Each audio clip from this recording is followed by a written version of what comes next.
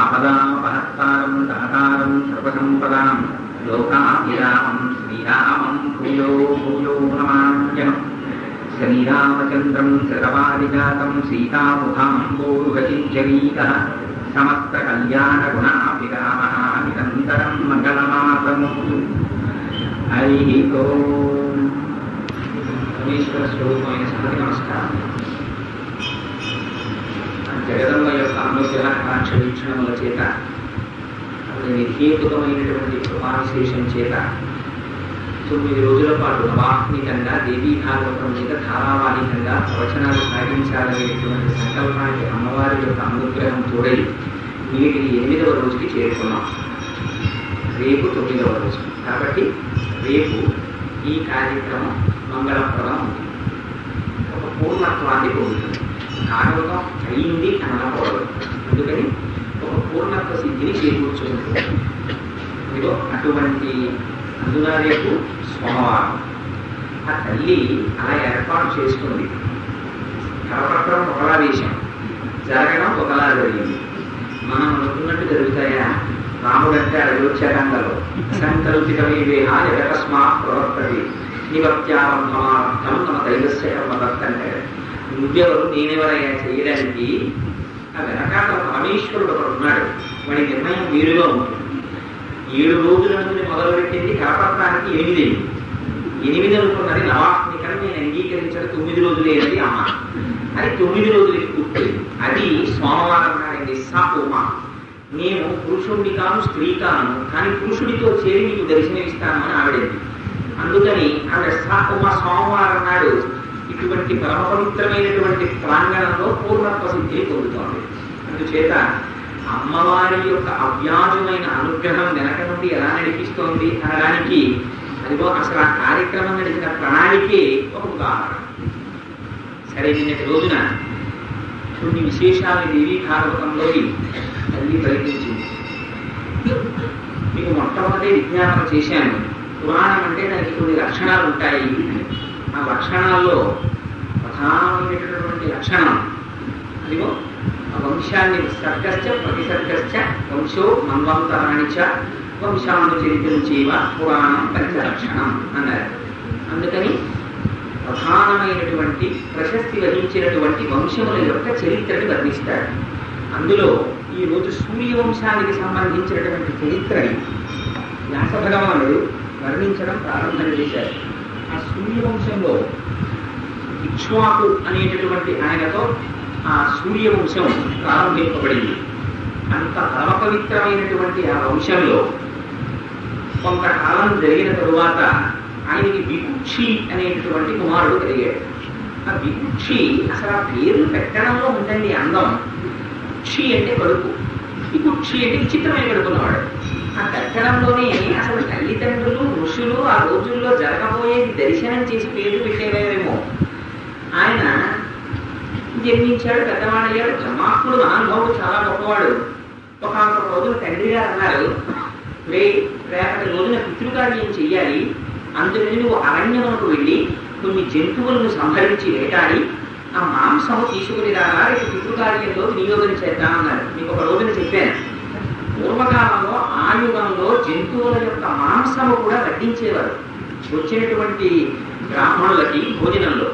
ఆ రోజుల్లో దాన్ని స్వీకరించేవారు. అందుకే అగస్త్య మహర్షి వాతాపి జీర్ణం అని చెప్పేసి అలా ప్రవేశించినటువంటి వారిని జీర్ణం చేసేసుకున్నారు.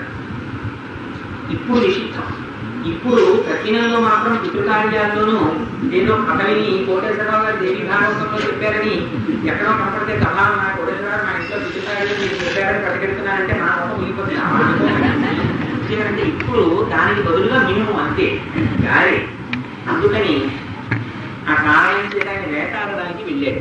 వెళ్ళి కుందేళ్ళని చంపాడు అన్నారు. కుందేలు మాంసం కొంచెం సాత్వికంగా ఉంటుంది, మహర్షులకి పెట్టడం కదా అన్నంత వరకు పాపం బాగానే ఉంది. అంతవరకు చాలా అందమైన ఆలోచనే. అక్కడ కుందేళ్ళని చంపాడు. శిశకం అంటారు కుందేలు. అందుకని ఆ కుందేలిని చంపి వాటిని తీసుకొస్తున్నాడు. ఆ మాంసాన్ని తీసుకొస్తుండగా ఆకలేసింది. ఆకలేయడంలో నేను పితృకార్యానికి ఈ మాంసాన్ని పట్టుకెడుతున్నానన్న విషయాన్ని మరిచిపోయి అందులో కొంత మాంసం తీసుకుని అక్కడ పచనం చేసుకుని ఆ మాంసం తినేసేది. వికుక్షి కదండి. అందుకని ఆ మిగిలినటువంటి మాంసాన్ని ఇంటికి పట్టుకొచ్చాడు. పట్టుకొచ్చి తండ్రి గారికి తెలియదు, సగం మాంసం తిరిగి పట్టుకొచ్చాడు. అందుకని ఆయన మిగిలినటువంటి కుందేటి మాంసంతో ఆహారాన్ని పచనం చేసి వశిష్ఠ మహర్షికి ఇచ్చారు. ఆ రోజున ఆ పితృదేవతా కార్యక్రమంలో నియమింపబడినటువంటి బ్రాహ్మణోత్తములలో ఆయన ఒకడు. ఆయన త్రికాలవి ఎక్కడ ఏం జరుగుతుందో ఇది తెలుసు, అంతటి బ్రాహ్మణ స్థితి ఉన్నవాడు. ఆయనకి ఇవి వడ్డించబోయారు. ఆయన వెంటనే గమనించి అన్నారు, ఇది భుక్తం చేయబడి ఇంగిలి చేయబడి తిన్నటువంటి పదార్థములోని శేషం. దీన్ని పితృదేవతారాధనకి వడ్డించావు, దీనికి హేతు ఎవరన్నారు? అదిగో నాకు తెలియదో వికుక్షిని పంపాను నిన్నటి రోజున అన్నారు. మార్కండేయ పురాణాంతర్గతంగా చదవాలంటే అసలు తద్దినం ఎలా పెట్టాలి? తద్దినం పెట్టడానికి కొన్ని నియమాలు ఉన్నాయి. తద్దినం పెట్టడం అంటే ఏదో వంట చేసేయడం తద్దినం పెట్టడం కాదు. ముందు రోజు నుంచి దీక్ష తీసుకుంటారు. అది దాని పేరే శ్రాద్ధం, అంటే శ్రద్ధగా పెట్టాలి. అందుకని వారిని ఆహ్వానించి తీసుకొచ్చిన తరువాత పితృదేవతారాధనకి వినియోగించేటటువంటి వస్తువులలోంచి మనం కొంత తినేసి, అంటే ఓ 3 రోజుల క్రితం తెచ్చినటువంటి బెండకాయలు 2 కిలోలు తెస్తే సఫర్ మార్కెట్లో ఓ అర కేజీ మనం తినేసి మిగిలిన కేజీగా వాళ్ళని వండి పెట్టకూడదు. పితృదేవతారాధనకి వినియోగించేటటువంటి సంభారాలను ప్రత్యేకంగా తెచ్చి వండి వడ్డించాలి.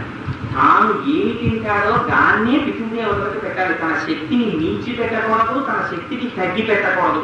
మార్కండేయ పురాణంలో ప్రత్యేకం శ్లోకాలు రాశారు తద్దినం ఎలా పెట్టాలి. వాడికి రోజు అమృతపాణి అరటి పండు తిని పడుకోవడం అలవాటు ఉందనుకోండి, అమృతపాణి అరటి పండ్లే పితృదేవతలకు కూడా తేవాలి. దేవుడి అరటి పళ్ళని అమ్ముతారు బజార్లో, ప్రత్యేకం కావాటి 3, 4 అమ్ముతారు.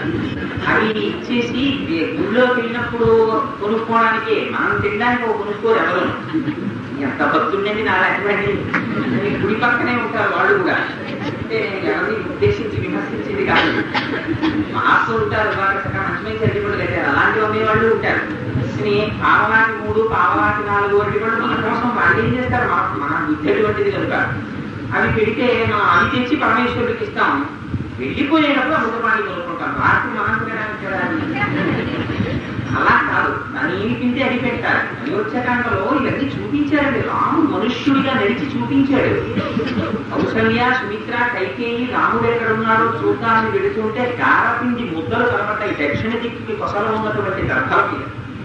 కౌసల్య మాట అంది, పిడచ కట్టి పెట్టకూడదు. పిడచ కట్టి పెడితే పితృకార్యంలో వినియోగించినట్టు. కొడుక్కి కానీ ఎవరికైనా కొంచెం విస్తటిలో అన్నం తీసి పెడితే విడి అన్నం పెట్టాలి. పిడచ కట్టి పెడితే అది ఇతర కార్యక్రమానికి పెట్టినట్టు. కారపిండి పిడకలు కనబడతాయి. కనబడితే ఏడ్చింది కౌసల్య మాట ఆ రోజున. దశరథ మహారాజు గారి కుమారుడు, జనక చక్రవర్తి అల్లుడు, ఇవాళ రామచంద్రమూర్తి గారపిండి తింటున్నారన్నమాట. ఎందుకని ఆయన మహాధర్మాత్ముడు. అంతటి వాడు గారపిండి ముద్దలు తండ్రికి పెట్టాడంటే తను గారపిండి ముద్దలు తింటున్నట్లు గుర్తు అని ఏడ్చింది. అందుకని తను ఏమి తింటాడో అది పెట్టాలి. వికుక్షి తను తినగా మిగిలినటువంటి కుందేటి మాంసం తండ్రికి ఇస్తే దానితో తదినం పెడుతున్నాడు. ఇది తెలిసింది తండ్రికి. ఇక్ష్వాకు ఆగ్రహం వచ్చింది. ఎంత పని చేసేవారు రోజు కొంత మాంసం తిని మిగిలిన మాంసం పట్టుకొచ్చావా, అందుకని నిన్ను ఇప్పుడే రాజ్యం నుంచి బహిష్కరిస్తున్నాను, నువ్వు అరణ్యములకు వెళ్ళిపోమన్నాడు. పాపం ఆయనకి కుందేటి మాంసం కప్పూర్తి పడి తిని సింహాసనం పోగొట్టుకున్నవాడు కాబట్టి వికుక్షిని శశాంకుడు అని పిలిచాడు. అందుకని ఆయన అరణ్యములకు వెళ్ళిపోయాడు. వెళ్ళిపోయి ఆ అరణ్యములలో కాలక్షేపం చేస్తున్నాడు. సరే, కొంతకాలం అయిన తర్వాత ఆ వంశం అలా క్రమక్రమంగా పెరుగుతూ వచ్చింది. ఆ పెరుగుతూ వస్తూ రావడంలో కపుచ్చుడు అనేటటువంటి ఒక రాజు జన్మించాడు. ఆయనది ఒక విచిత్రమైనటువంటి వృత్తాంతం. ఆయన మహాపరాక్రమశాలి. ఎంతటి పరాక్రమశాలి అంటే సామాన్యుడు కాదు, అప్రమేయమైన పరాక్రమం. ఒకనాడు దేవతలు రాక్షసుల మీద ఓడిపోయి శ్రీ మహావిష్ణువు దగ్గర అడిగారు, స్వామి నాకెవరు రక్ష, నేను ఎలా రక్షింపబడతానని అడిగారు. అదిగో రాక్షసుల్ని ఓడించగలిగినటువంటి పరాక్రమం ఉన్నవాడు కపుచ్చుడు. అందుకని ఆయన దగ్గరికి వెళ్ళి ఆయన చేత రక్షణ పొందండి అన్నారు. అంటే దేవతలందరూ ఇంటికి వచ్చారు. ఎంతో సంతోషంగా స్వామి కూర్చోబెట్టారు. వాళ్ళు వచ్చి అడిగేటప్పటికీ ఈయనకు విచిత్రమైన కోరిక పుట్టిందయ్యా, నువ్వు వచ్చి మా తరపున రాక్షసులతో యుద్ధం చేయాలన్నారు. అంటే ఆయన అన్నాడు, దానికేముంది లేదయ్యా, అలాగే యుద్ధం చేస్తాను, కానీ నాకు ఒక చిన్న కోరిక ఉంది, నేను మామూలు రథం మీద వచ్చి యుద్ధం చేయను, నాకు ఒక ప్రత్యేకమైనటువంటి రథం కావాలి. ఆ రథం ఇంద్రుడు నాకు వృషభంగా నిలబడాలి. అలా నిలబడితే అప్పుడు నేను వచ్చి యుద్ధం చేస్తానన్నాడు. అలా నిలబడడం వల్ల స్థిత కకుతీయేనాస్య కకుత్తస్థేనభవత్ ఇంద్రో వాహః కృతో యేన తేనాం మేంద్రవాహకః పురంజితుం తు దైత్యానాం తేనాహుత్య పురంజయః. ఆ ఇంద్రుణ్ణి తన వాహనంగా చేసుకుని ఒక వృషభంగా మార్చుకుని దాని మీద రుద్రుడు త్రిపురాన్ని సంహరించడానికి ఆ రోజు వెళ్ళినట్టుగా వెళ్ళి రాక్షసుల్ని సంహరించాడు కనుక కకుతి అంటే వృషభం. ఆ వృషభం ఇంద్రుణ్ణి వృషభంగా చేసుకుని దాని మీద కూర్చున్నవాడు కనుక ఆయనకి కకుత్సుడు అని పేరు వచ్చింది. కాదుట ఆ విధంగా రాక్షసుల్ని జయించి ఇంద్రుడికి ప్రీతి చేశాడు కాబట్టి పురంజయుడు అని పేరు వచ్చింది. ఆ విధంగా పేరు పొందినటువంటి నాకు ఈ శ్లోకాలన్నీ ధారణలో లేవు. ఎన్ని శ్లోకాలు ధారణలో ఉంటాయి, అందుకని కొన్ని ప్రధానమైన శ్లోకాలు ధారణలో లేవు ఏమిటన్నా శ్లోకాలు తీసుకొచ్చాను కాదు. అందుకని అదిగో ఆ కకుత్సుడు అంత అద్భుతంగా విజయాన్ని సాధించాడు. ఆ వంశంలోనే పుట్టినటువంటి రాజు రేవతుడు ఒక రాజుగారు ఉన్నారు. ఆయనది ఒక విచిత్రమైనటువంటి విషయం. ఆయనకి 9 భార్యలు, కుమారులు ఒక్క కుమార్తె. ఆ ఒక్క కుమార్తెకి వివాహం చేయడానికి భూమండలం అంతా తిరిగిశాడు. తిరిగి రాజులందరినీ వెతికాడు. ఎవ్వరూ యోగ్యుడు కనపడలేదు. ఎవరికి పిల్లలు ఇవ్వాలనుకున్నాడు. ఆయన కూతురు కాబట్టి రేవతుడి కుమార్తె కనుక ఆయన రేవతి అని పిలిచారు. ఆ కూతుర్ని వెంటబెట్టుకుని బ్రహ్మలోకానికి వెళ్ళాడు. అసలు బ్రహ్మగారికి అడిగేద్దాన్ని తెలిసిపోతుంది. అసలు నువ్వు నొసటను ఎవరిని రాశావు, ఎంతమంది అడిగేద్దాను, అసలు చాలా తేలిక మాట. నీ పెళ్లి చూపులు చూడక్కర్లేదు. ఆయన అడిగేస్తే ఆయన చెప్పేస్తాడు, నేను రాసిన వాడు వీడు ఫలానా వీధిలో ఉన్నాడు, అలా నాకు కూడా అవుతుంది. తేలికదండి గొడవ వెళ్ళిపోతుంది. అందుకని ఆయన బ్రహ్మలోకానికి ఇది చెప్తే జనమేజుడు గమనం వచ్చింది. అది అలా వెళతారా బ్రహ్మలోకానికి అన్నాడు. అంటే అప్పుడు వ్యాస మహర్షి చెప్పారు, పుణ్యబలం ఉంటే మంత్రబలం ఉంటే వెళ్ళిన వాళ్ళు ఉన్నారయ్యా. పూర్వకాలంలో మహాభీషుడు వెళ్ళి గంగాదేవిని చూడకూడని చూపు చూసి బ్రహ్మదేవుని యొక్క ఆగ్రహానికి లోనై ఆ శాపవశాత్తు ఆ శంత మహారాజుగా జన్మించలేదా. ఎందరో రాజులు ఇంద్రుడి దగ్గరికి వెళ్ళారు. అర్జునుడు కూడా కొంతకాలం ఇంద్రుడి దగ్గరికి వెళ్ళి ఇంద్రలోకంలో వాసన చేశాడు. అందుకని తమ మంత్రబలాన్ని తమ తపస్సుని బట్టి ఊర్ధ్వలోకములకు చేరినటువంటి మహాపురుషులు ఉన్నారు. అలాగే రేవతుడు కూడా తన కుమార్తె అయినటువంటి రేవతిని తీసుకుని వెళ్ళిపోయాడు ఆ బ్రహ్మలోకానికి. వెళ్ళిపోయి బ్రహ్మలోకానికి వెళ్ళడం తపశ్శక్తి ఉంది కాబట్టి తొందరగా వెళ్ళిపోయాడు. కానీ అక్కడికి చేరిపోయిన తిరుపతి వెళ్ళిపోవడం తేలికే. ఇవాళ రాత్రి తిరుమలలో పడుకుంటే తెల్లారి తిరుపతిలో ఉంటాం. స్వామివారి దర్శనానికి వేసిన బ్యాండే చాలాసేపు పడుతుంది. అలా అక్కడికి వెళ్ళిపోయాడు. వెళ్ళిపోయిన తరువాత బ్రహ్మగారి సభలోకి వెళ్ళి బ్రహ్మగారితో ముచ్చటించడానికి కూర్చున్నాడు. పాపం వరుసగా కదండి పిలుస్తారు. ఇక్కడే ఉన్నారు అనురాధ గారు. ఇప్పుడు అలాంటి పెద్దల్ని కలుసుకోవడానికి వెళ్ళాను అనుకోండి, వెళితే వాళ్ళు చాలా తొందర పనుల్లో ఉంటారు. వెంటనే ఇంటర్వ్యూ దొరకదు కదా. సిహెచ్ కోటేశ్వరరావు అమ్మ మీకోసం వచ్చాడు అంటే విజిటర్స్ స్లిప్ లోపలికి వెళ్తుంది. వెళ్ళిన తర్వాత కోటేశ్వరరావు వచ్చారా ఉండను తప్పకుండా మాట్లాడారు. కానీ ప్రధానమైనటువంటి పని ఒత్తిడిలో ఉంటారు కనుక ఒకరి తర్వాత ఒకరితో మాట్లాడుతూ పిలుస్తారు. ఏం కోరికగా ఇలా వచ్చారు, ఏమో అమ్మాయి పని మీద వచ్చాను తప్పకుండా చేసి పెడతాను వెళ్ళండి అంటారు. అంటే వస్తానికి అందుకని ఈ మాట అలాగే పాపం ఆయన కూడా బ్రహ్మగారి సభలోకి వెళ్ళి బ్రహ్మగారితో మాట్లాడటం కోసమని అలా కూర్చున్నారు. అప్పటి వరకు గంధర్వులు ఆయనతో మాట్లాడుతున్నారు అన్నారు వ్యాస మహర్షి. అంటే ఆ రోజుల్లో కూడా అసలు ఈ రకమైనటువంటి స్ట్రక్చర్ ఉందన్నమాట. మనం ఇమిటేట్ చేశాం కానీ లేకపోలేదండి. అప్పుడు కూడా దుమ్మిగా ఆఫీసర్గా రూమ్లోకి వెళ్ళడానికి ఏం లేవు. అందుకని పాపం బయట వేచి ఉన్నాడు ఆయన.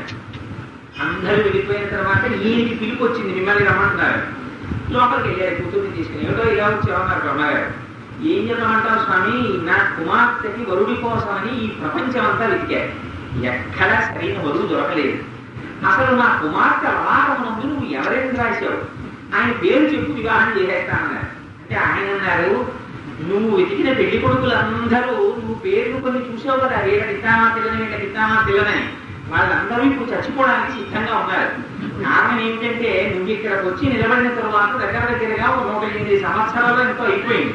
అందుకని వాళ్ళందరూ ఇప్పుడు ఇంటెన్సివ్ కేర్ యూనిట్లలోనూ బెడ్ల మీద ఉన్నారు వాళ్ళు. అందుకని నువ్వు మళ్ళీ వాళ్ళలో ఒకరికి ఇవ్వడం కుదరదన్నారు. అంటే జనమేజయుడు వెంటనే ఒక ప్రశ్న వేశాడండి. మనం వేస్తామేమో అని ఆయన కన్నా వాళ్ళకి 108 ఏళ్ళు వస్తే ఈ పిల్లకి రావాలి 108 ఏళ్ళు, ఈ పిల్లకి ఎందుకు రాలేదని అడిగాడు. అయితే వెంటనే వ్యాసుల వారు అన్నారు, ఆ అమ్మాయికి రావయా, ఎందుకంటే ఈ వాతావరణానికి అధిగమించినటువంటి బ్రహ్మలోకంలో ఉన్నారు వాళ్ళు. బ్రహ్మలోకంలో ఉన్న వాళ్ళకి వ్యాధి కాని, జర కాని, మృత్యువు కాని బావు. అదే అంటారు, నా జర క్షుత్పిపాసావా న మృత్యు న భయం పునః నతు గ్లాని ప్రభవతి బ్రహ్మలోకే సదామఠ. అక్కడ ఉన్న వాళ్ళకి ఆకలి ఉండదు, అక్కడ ఉన్న వాళ్ళకి దాహం ఉండదు, అక్కడ ఉన్న వాళ్ళకి వృద్ధాప్యం ఉండదు, అక్కడ ఉన్న వాళ్ళకి మృత్యు ఉండదు. అందుకని ఈ పిల్ల అలాగే ఉండిపోయింది యవనంలో. పెళ్లి కొడుకులందరూ ముసలి వాళ్ళు అయిపోయారు, ఈ అమ్మాయికి చూసేవాళ్ళు. ఇప్పుడు బ్రహ్మగారు అన్నారు, నీకు ఇక్కడికి వచ్చి ఉండిపోయావు కదా, ఒక పని చేయి, మీ పిల్లని తీసుకువెళ్ళి సాక్షాత్తుగా ఈ భూభారాన్నంతటినీ వహించేటటువంటి అనంతుడు ఇప్పుడు శేషాంశతో శ్రీకృష్ణ పరమాత్మతో కలిసి జన్మించి బలరాముడిగా ఉన్నారు.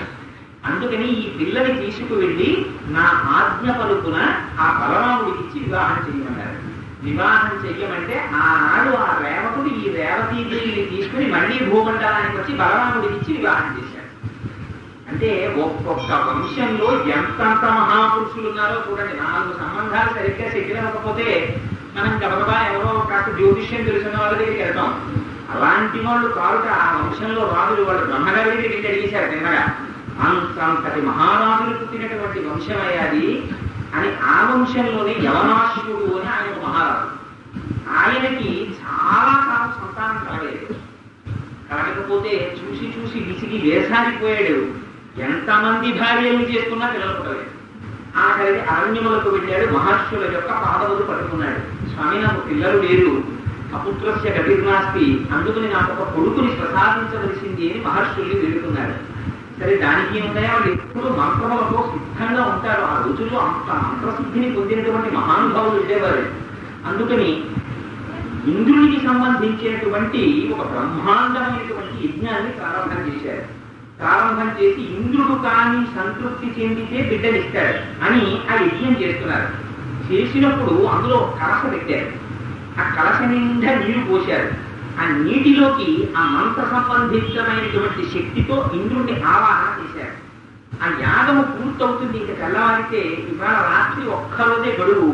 తెల్లవారిన తరువాత ఆ యాగము పూర్తయిన తరువాత ఈ నీటిని తీసుకుని వెళ్ళి రాజు యొక్క భార్యల చేత త్రాగించాలి. యవనాశ్వరి భార్యల చేత.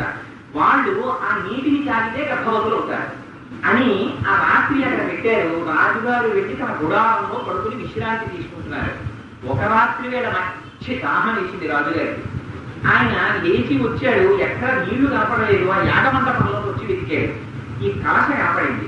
ఇది బాగానే ఉన్నాయి, దీని నిండా నీళ్లు ఉన్నాయని తీసి గడగడగడగడ తాగేసింది.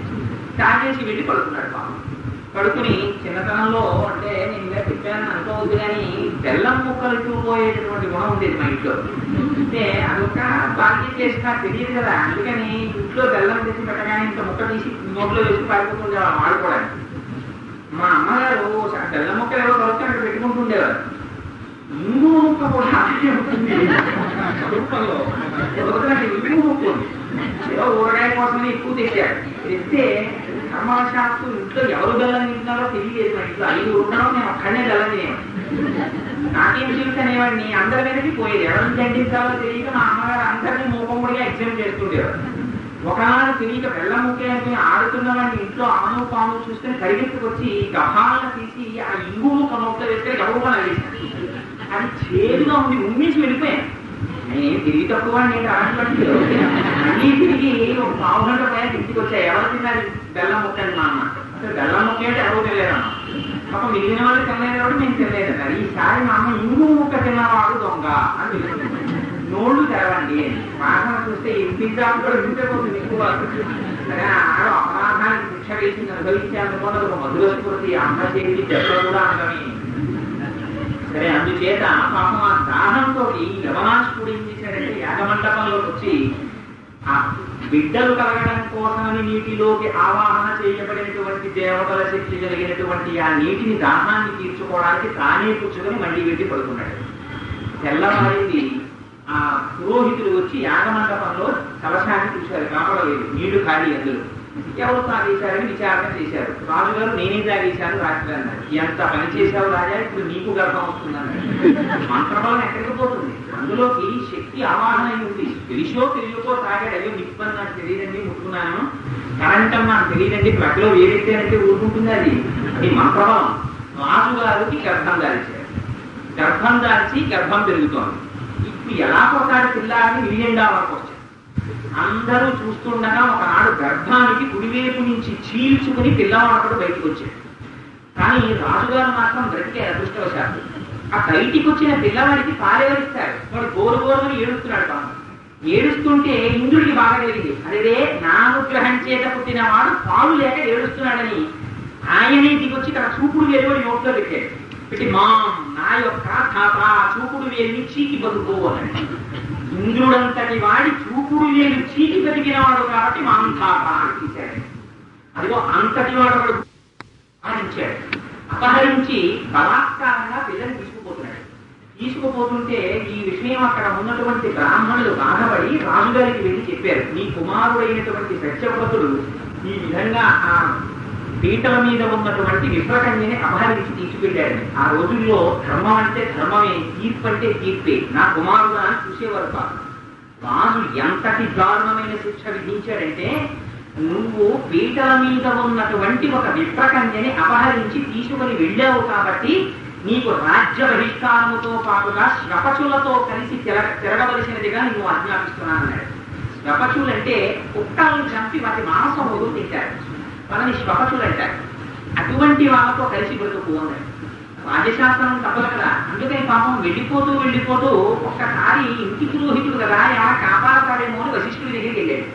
వెళ్ళి వశిష్ఠుడిని అడిగాను, మహానుభావా నేను చేసిన తప్పేమిటి? ఆ పిల్లకి ఇంకా సప్తపది మంత్రాలు పూర్తవలేదు, పాణిగ్రహణం అయింది. సప్తపది పూర్తి కాకపోతే ఇంకా వివాహం పూర్ణంగా జరిగినట్టు లెక్క కాదు కనుక నేను వేరొకరి పత్నిని అపహరించినట్టు కాదు. అందుకని నాకు ఇంత శిక్ష వేయడానికి వీల్లేదు, కొంత తగ్గించి వెయ్యాలి. ఇది న్యాయమా కాదా అని అడిగాడు. అడిగితే వశిష్ఠుడి చీనోర్మై మళ్ళీ ఇది ఒకటి సప్తపది తర్వాత మంగళసూత్రం కట్టిన తర్వాత ఇంత జంతా అనవసరం. వాళ్ళిద్దరు ఒండులు ఒకరికొకరు నడుచుకుని పెద్దలు నిర్ణయించి పీటల మీద కూర్చోబెట్టిన తరువాత ఇంకా సప్తపది జరిగిందా జరగలేదా అని అవసరం. మానసికంగా అది ఆమె కాంత అయి ఉన్నది. అటువంటి అప్పుడు నువ్వు బలాత్కారంగా తీసుకెళ్ళావు కాబట్టి నీ శిక్ష కలుగుడవి అన్నాడు. పురోహితుడై తనని కాపాడలేదని వశిష్ఠుడి మీద ఆగ్రహం పెట్టుకున్నాడు. ఈ క్యారెక్టర్స్ ఉండాలి, మీరు ఆలోచించండి. వాడు చేసేది చేసి శిక్ష వేసిన వాడు వాళ్ళ నాన్న కాక వాడి మీద కోపం ఉండదు. మధ్యలో దాన్ని ఎలాగోలా మార్చేసి చెప్పలేదు ఇంటి పురోహితుడి మీద కోపం. వశిష్ఠుడి మీద ఆగ్రహం పెట్టుకుని అరణ్యాలకు వెళ్ళి శ్వపచులతో కలిసి తిరుగుతున్నాడు. తిరుగుతుండగా రాజుగారికి బాధ కలిగింది. ఉన్న ఒక్క కుమారుణ్ణి శ్వపచులతో కలిసి తిరగమని ఆజ్ఞ విధించవలసి వచ్చింది నేనని విపరీతమైన క్లేశం కలిగి సింహాసనాన్ని విడిచిపెట్టి 12 సంవత్సరముల మనశ్శాంతి కోసం తపస్సు చేసుకోవడానికి అరణ్యానికి వెళ్ళిపోయాడు. రాజు లేడు కనుక రాజపురోహితుడే సింహాసనాన్ని రక్షించేవారు ఆ రోజుల్లో. అందుకని వశిష్ఠ మహర్షి అంతఃపుర రక్షణాభారాన్ని స్వీకరించి ఉన్నారు. ఈయన రాజు లేకపోవడం, రాజకుమారుడే విప్రకన్యని బలవత్కారముగా పీటల నుంచి లేవతీయడం అనేటటువంటి ఘోరమైన పాపములకు ఫలితముగా 12 సంవత్సరముల పాటు దేవేంద్రుడు ఆ రాజ్యంలో వర్షం పడకుండా చూస్తానని ప్రతిజ్ఞ చేసి వర్షాన్ని కురిపించడం మనిషి. భూమి పీటలు వారిపోయింది. పెద్ద పెద్ద మహావృక్షములు కూడా ఎండిపోయాయి. ఊళ్ళు లేవు. ఊళ్ళకి బదులుగా శవముల యొక్క గుట్టలు పడిపోయాయి. జంతువులు, మనుష్యులు, మహర్షులు అందరూ శవాల గుట్టలై పడిపోయారు. అదిగో అటువంటి స్థితిలో జలము ఎంత ప్రధానమైందో చూడండి. అందుకే పరమశివుడికి నామాల్లో హవా అని ఒక నామం. హవా అంటే తైల రూపమై, నీటి రూపమై ఈ జగత్తుని బ్రతికిస్తారు ఆయన. అందుకని ఆయన భవా అని పిలుస్తారు. కానీ అందుచేత ఆ వర్షములు పడకపోయేసరికి చాలా బాధ కలిగింది అందరికీ. పరిస్థితి ఇలా ఉండగా విశ్వామిత్రుడి భార్య తన కుమారుల్ని పెట్టుకుని అరణ్యంలో ఉంటున్నారు. విశ్వామిత్రుడు తపస్సు చేసుకోవడానికి వెళ్ళిపోయారు. ఆ కుమారులకు వండి పెట్టడానికి ఆహారం కూడా లేదు. సంపాదించుకుందామంటే రాజ్యం అంతా క్షామం. ఉన్నటువంటి 3 కొడుకుల్లో ఎవరిని అమ్మాలి అంటే పెద్ద ధర్మసూక్ష్మం పాటించింది. పెద్ద కొడుకు కర్మ సంతానం కనుక దత్తత కూడా ఇవ్వకూడదు. చిట్ట చివరి కొడుకు ఐశ్వర్య సంతానం కనుక వాణ్ణి దత్తత ఇవ్వకూడదు. మధ్యలో వాణ్ణి అమ్మేయచ్చు. అందుకని లేదా దత్తత ఇవ్వటట. అమ్మేమంటే అమ్మేమని కాదు నా ఉద్దేశం ఆ రోజుల్లో. అందుకని ఆ మధ్యలో వాడి మెడలో దర్భల చేత ఒక పాశం కట్టి వాడి గలమునందు వేసి ఈడ్చుకుపోతుంది. అమ్మేస్తారు వాడి కానిలో. తల్లి చేత, తల్లి అంటే కుపుత్రోజాయేత కుమాతాన భవతి, దుర్మార్గుడైన కుమారుడు ఉంటాడేమో కానీ దుర్మార్గురాలైన తల్లి ఉండదు. అటువంటిది ఒక తల్లి తన ఆకలిని, ఇద్దరు బిడ్డల ఆకలిని తీర్చడానికి ఒక కుమారుణ్ణి అమ్మేయడం తప్ప వేరొక మార్గం లేక గర్భపాతుల చేత బంధించి తీసుకుని పోబడిన వాడు కనుక ఆయనని గాడు ఊరికించారు. అలా తీసుకుపోబడినటువంటి ఆ పిల్లవాడు మార్గమధ్యంలో ఉండగా ఈ రాజ్య బహిష్కారం విధింపబడినటువంటి ఈ సత్యవరుడు కనపడ్డాడు. కనపడి అమ్మా ఎవరు ఎందుకు ఆ పిల్లవాడు ఏడుస్తుంటే తీసుకెళ్తున్నావు అన్నారు. ఆవిడ చెప్పింది, నేను విశ్వామిత్రుడి ఇల్లాలిని, బ్రతకడానికి తినడానికి ఆహారం లేదు, అందుకు ఈ పిల్లవాడిని అమ్మేయడానికి తీసుకెళ్తున్నాను. ఆయన అన్నాడు, ఆ పని చెయ్యకమ్మా, విశ్వామిత్రుడి కుమారుడైనా నువ్వు ఇంటికి వెళ్ళిపో, నీకు రోజు తినడానికి కావలసిన ఆహారాన్ని జంతువుల్ని సంహరించి మీ ఇంటి ముందు ఉన్నటువంటి చెట్టుకి నేను కడుతూ ఉంటాను, ఆ ఆహారం మీరు తినండి అన్నాడు. సరేనన్నది. ఆవిడ మళ్ళీ కుమారుడిని తీసుకుని వెళ్ళిపోయింది. ఆ రోజు నుంచి సత్యవ్రతుడు ప్రతిరోజు ఏదో ఒక జంతువుని వేటాడి ఒక బుట్టలో కట్టి తెచ్చి ఆ పర్ణశాల ఎదురుగుండా ఉన్న చెట్టుకి కట్టేవాడు. ఆ ఆహారాన్ని విశ్వామిత్రుడి భార్య పిల్లలు తింటుండేవారు. ఒక రోజున అసలు ఏ ఆహారము దొరకలేదు, ఏ జంతువు దొరకలేదు, అరణ్యంలో జంతువులు కూడా చచ్చిపోయాయి. దాంతో ఏమి చెయ్యాలో అర్థం కాక వశిష్ఠ మహర్షి ఆశ్రమంలోంచి ఒక ఆవు బయట తిరుగుతోంది. అది వశిష్ఠుడి ఆవు అని తెలుసు సత్యవ్రతుడికి. తెలిసున్నా కూడా ఎలాగో అలా తన మాట నిలబెట్టుకోవాలి, పైగా తనకి ఇంతకు ముందు రాసపురోహితుడై తనకి అనుకూలించలేదనేటటువంటి ఆగ్రహాన్ని గోవు మీద చూపించాడు. అత్త మీద కోపం దుఃఖ మీద చూపించినట్టు చూపించి ఆ గోవుని సంహరించాడు. సంహరించి దాని మాంసాన్ని తీసి దాని తోలు ఒలిచేశాడు, ఎముకలు పోగు పెట్టాడు. ఆ గోమాంసాన్ని మాత్రం మూట కట్టి విశ్వామిత్రుడి భార్య ఉన్న పర్వతాల ఎదురుగుండా ఉన్న చెట్టుకి కట్టాడు. అయితే తెలియక విశ్వామిత్రుడి భార్య ఆ మూట దింపి తన పిల్లలకి పెట్టి తాము తింటోంది. గమనించింది, ఇది గోవు యొక్క మాంసం అవుతుంది.